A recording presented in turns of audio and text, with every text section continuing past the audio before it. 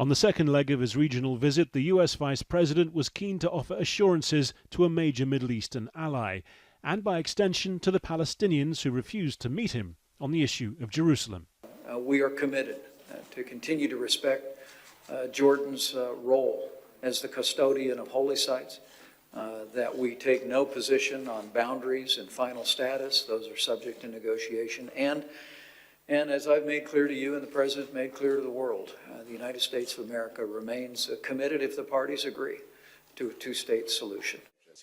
For all the Arab world's public outrage with the recognition by US President Donald Trump of Jerusalem as Israel's capital, the Jordanian king offered a conciliatory tone.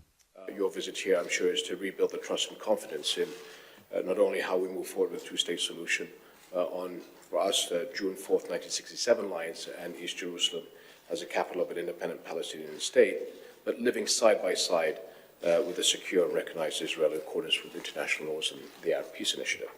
That's far from the line being taken by the Palestinian leadership. Its president, Mahmoud Abbas, declaring that the US had given it the slap of the century, reiterating his position that the US could no longer be involved in the peace process.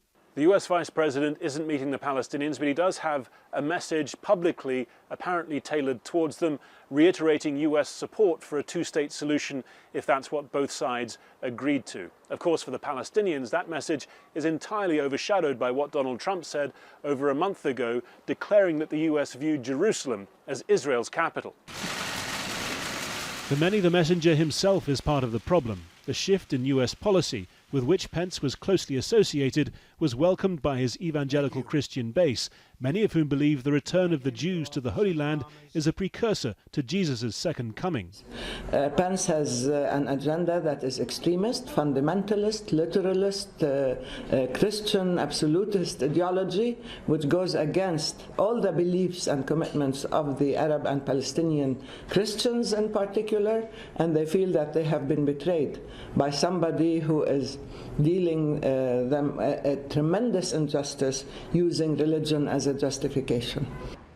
For Israelis, it's a different picture. Pence represents a US administration that recognized what they see as an uncontroversial reality, Jerusalem's status as their capital. A great friend of the State of Israel arrives here this evening, a true friend. United States Vice President Mike Pence. We welcome him here, and I'm looking forward to our discussions. We will discuss the Trump administration's efforts to halt Iran's aggression, the Iranian nuclear program, and ways to advance peace and security in the region. After a morning meeting with the Israeli Prime Minister on Monday, Pence will address the Israeli Parliament, the Knesset. Israeli-Palestinian representatives have vowed to boycott the event en masse. Harry Fawcett, Al Jazeera, occupied East Jerusalem.